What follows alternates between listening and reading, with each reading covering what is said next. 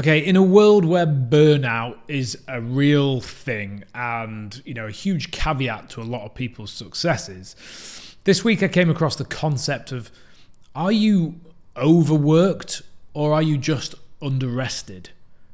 And I froze and I was like, oh, wow, you're talking my language here. Absolutely loved it. Overworked or just underrested? So, is there actually such a thing as overworked? Can you actually, assuming it's something that you enjoy doing, overwork? Can you do too much? Is there too much output for you if you are rested enough to deploy the output? I was really left me wondering. So to unpack this potential concept, are you overworked or are you just underrested? It made me think about the things that I do, and I know that many people do, to operate at a high level consistently over time. So I personally have got 8 hours sleep or close to as a kind of a barometer for success for me. Exercise at least kind of once a day unless I'm on a day off. Stretching, mobility because my body is old and beaten up. A certain degree of sort of peace and tranquility, hard to get in a house with 2 kids and a wife, but can be achieved, and mental growth as well. That stimulation, growth for me, from a learning perspective, whether that's books, podcasts, or just note making, being active in my own growth. If I manage to and one more thing, maybe just a certain degree of downtime, a certain amount of relaxation. That's just like watching another crap movie with the kids or whatever it is, just absolute downtime, switch off, brain off, body off, recuperation before sleep.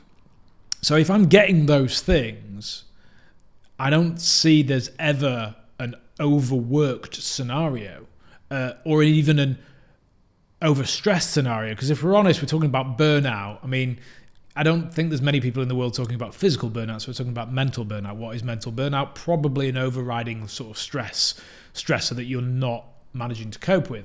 So we put these coping mechanisms in place, or the prehab to a successful career and life in place for you.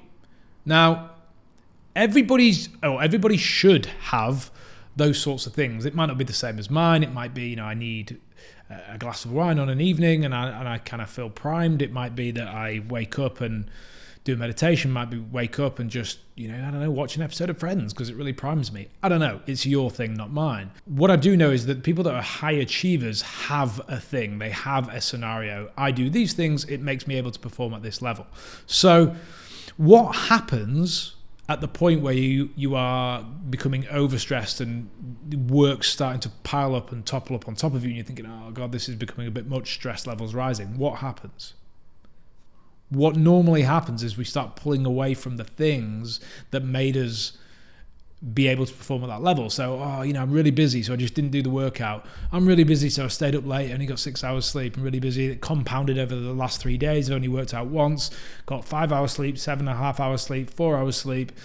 Feeling really stressed. Haven't really had any downtime with the kids. Eating pretty poorly now as well because it's all a little bit snappy. And then you're wondering why you're burnt out. Are you overworked or underrested?